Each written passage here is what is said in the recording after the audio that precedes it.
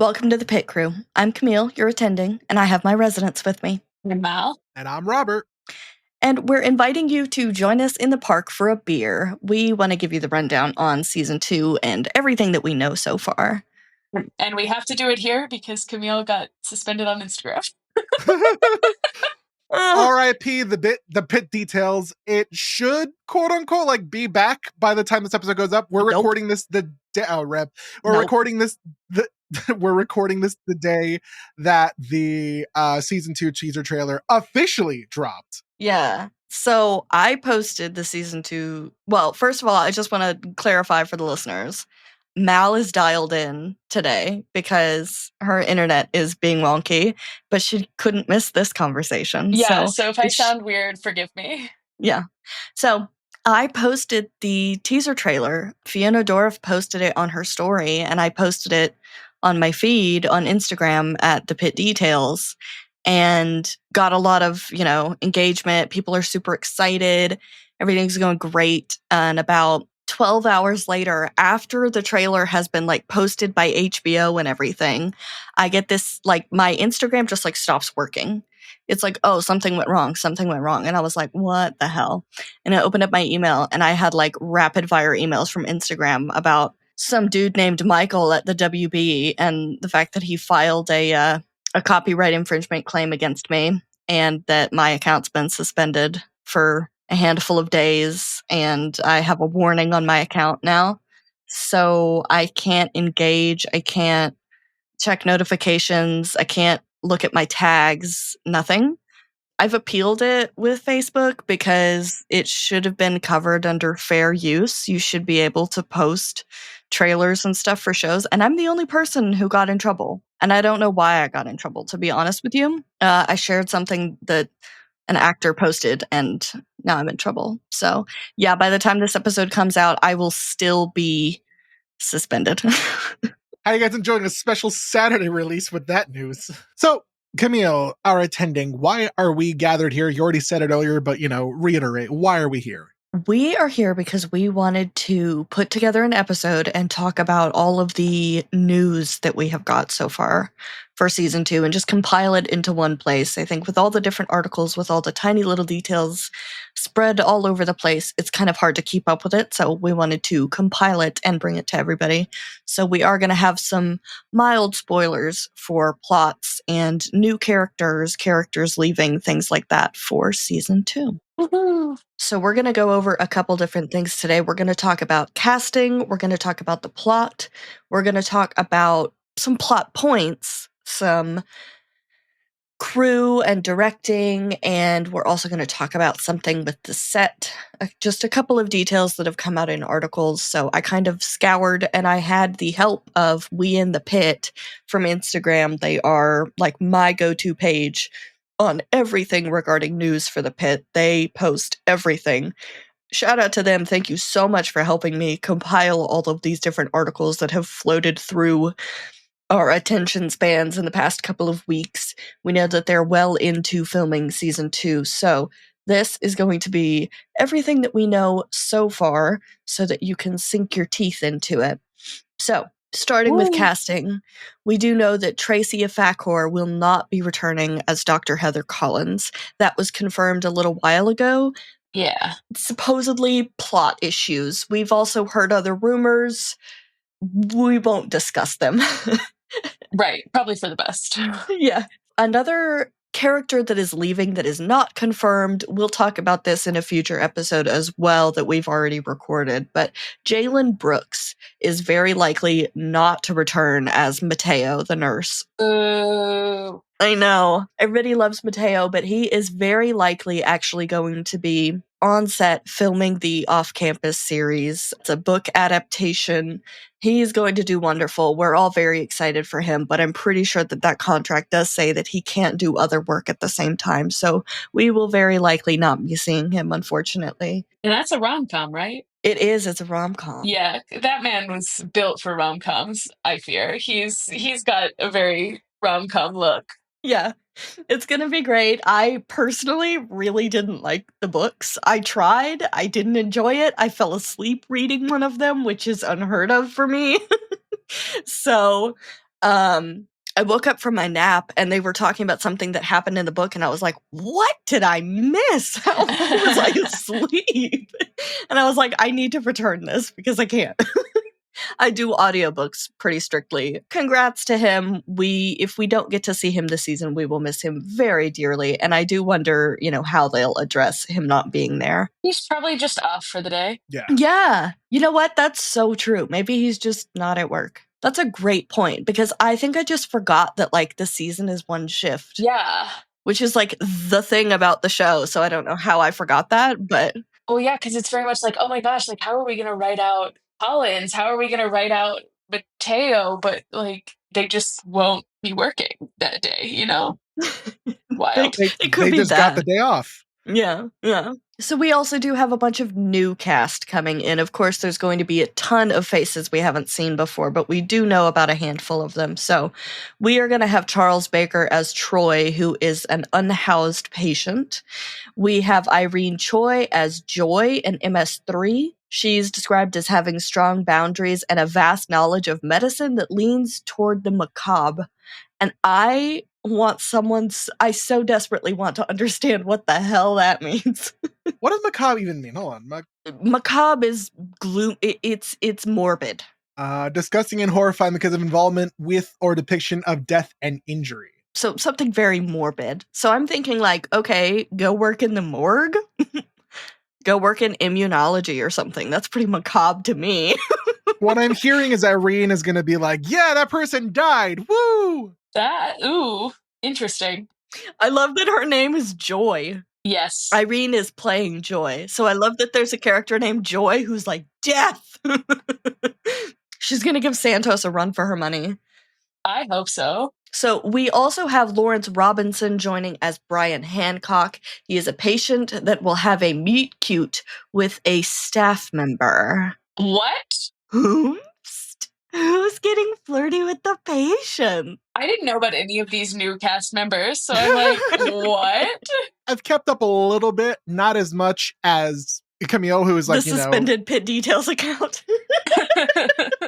the fucking heart and soul of the Pitt fandom. I knew people were cast, and I knew vaguely what their characters were. I didn't know what their characters were doing. Yeah. If I'm the heart and soul, does that mean I'm on ECMO right now?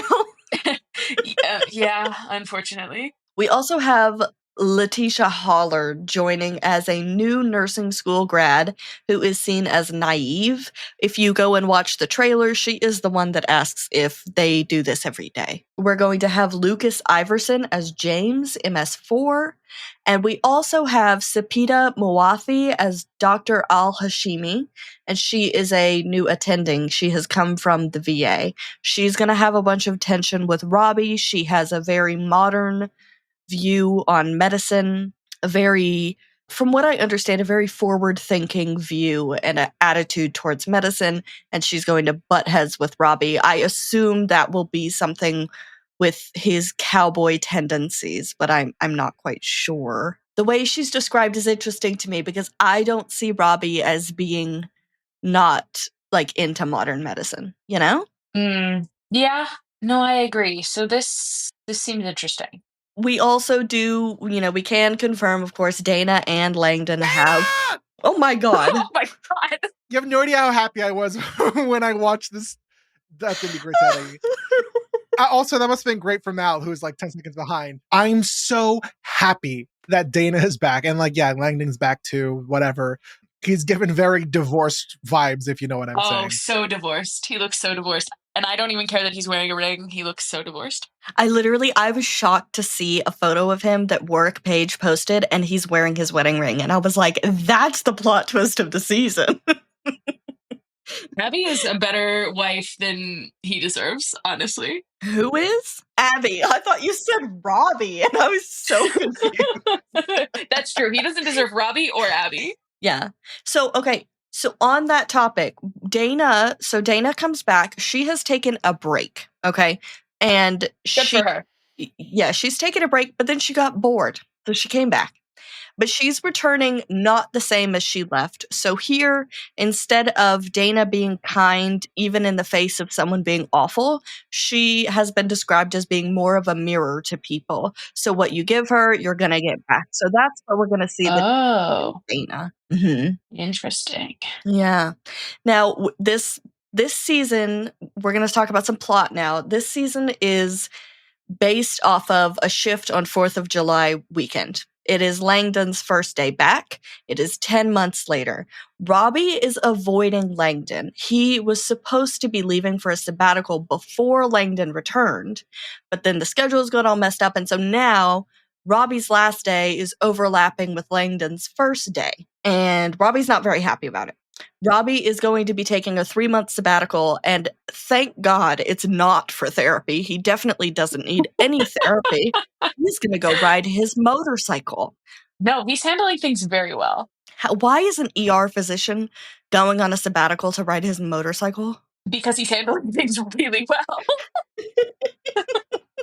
Imagine handling your emotions. Nah, fuck that. Let me ride my bike for 3 months. Robbie rides a chopper so that his emotions can't get him. Yeah, exactly.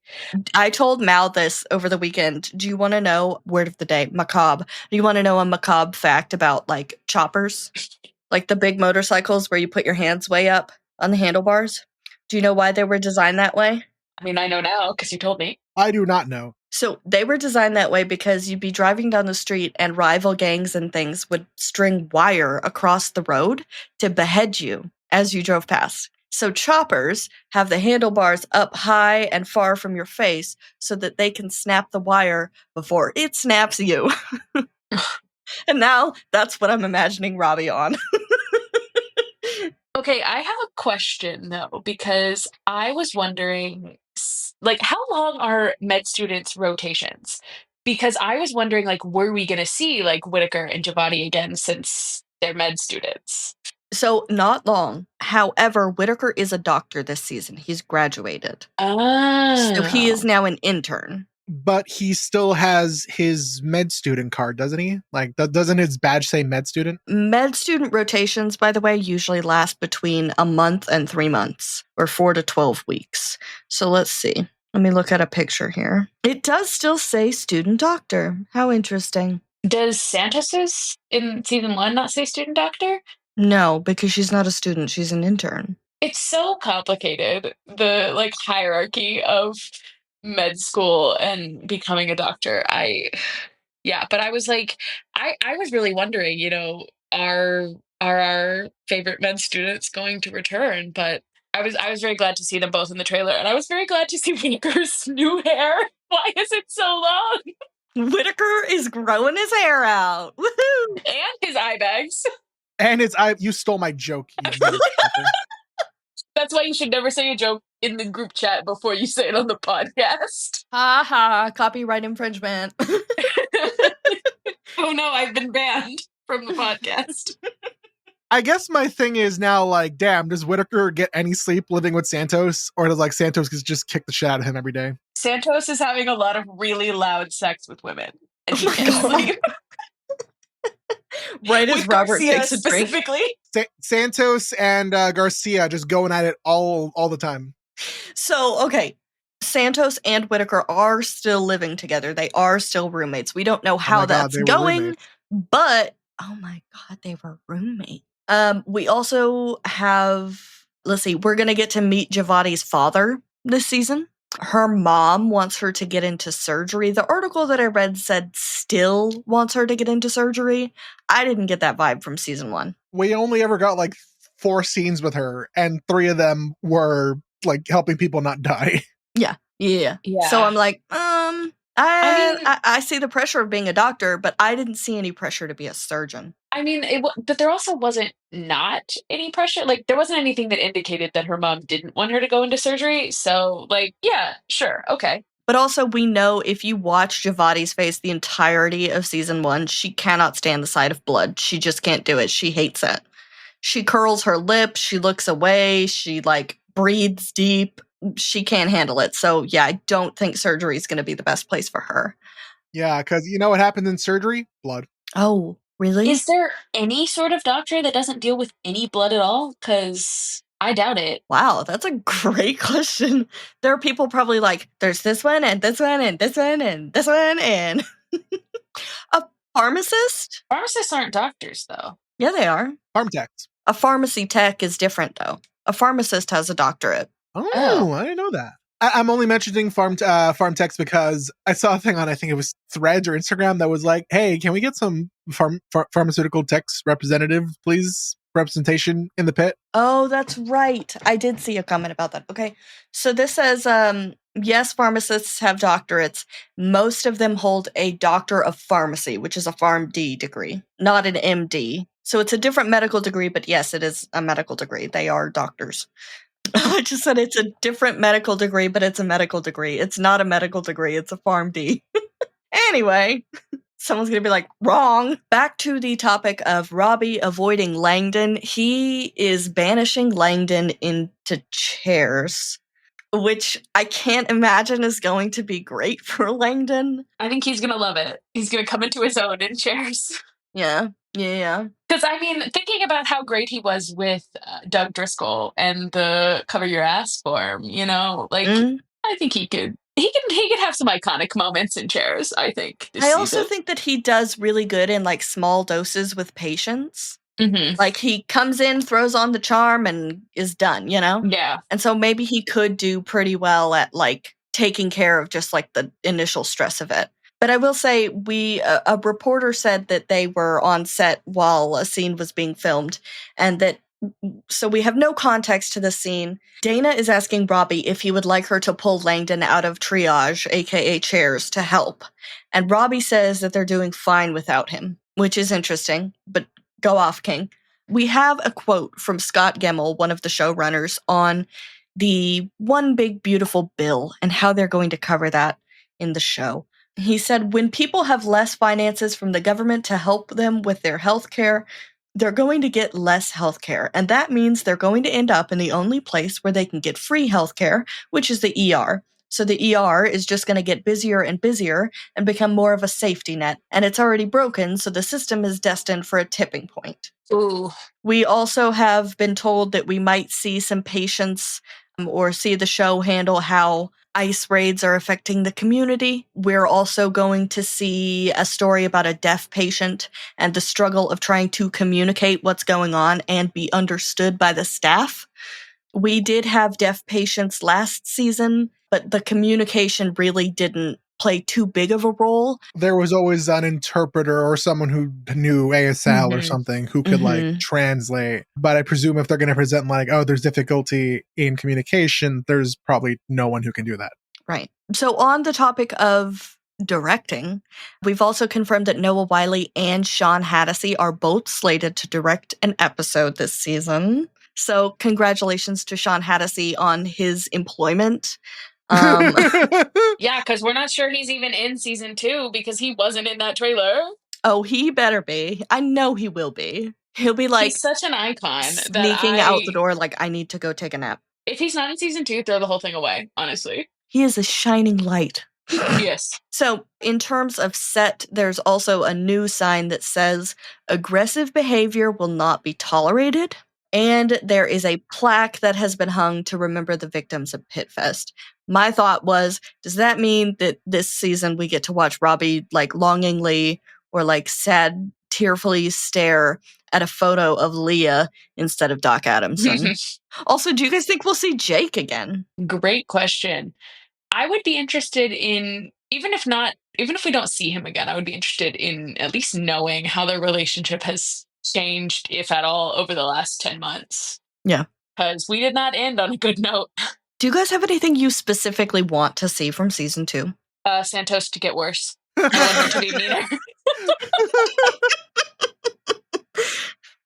Like there's a lot of things like that are cool in a medical show, but like they wouldn't really happen in an ER. So I'm like, oh, let's do an amputation. I'm like, no, they would just prep them for the OR. Well, they did that though. They did the finger amputation, like that the tip of the doesn't finger. count. I mean, like a good amputation. You know what? Okay, give me the juice. Give me somebody losing their fucking leg.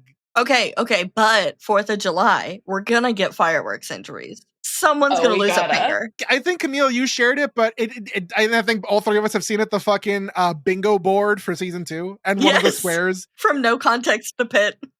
And one of the squares is somebody loses a finger or fingers due to a firework. And I'm like, it writes itself. Yeah. No, so No Context to Pitt, she posted and said, like, tell me what you want to see or think is going to happen in season 2. And then she made a bingo board out of it so that we can play bingo while the season is airing. We should each make a bingo card for what we want to see in the season. Check it off and see who's the most correct, who's the winner out of the three of us. Graphic scene where Santos and Garcia hold hands and kiss. Whoa, it's a little too much. I was gonna say it's pretty steamy. Someone's gonna lose a finger. What do I want to see in season 2? I want to see, shocker to everyone, a Langdon redemption arc. I will say that Noah Wyle has said that Langdon has done everything he needs to do to maintain his medical license and to get himself right. But that the relationship between Robbie and Langdon is still very damaged. So I would like to see Robbie regain his trust in Langdon. I would like to see, you know what? Here's what I want to see. I want to see Robbie humbled.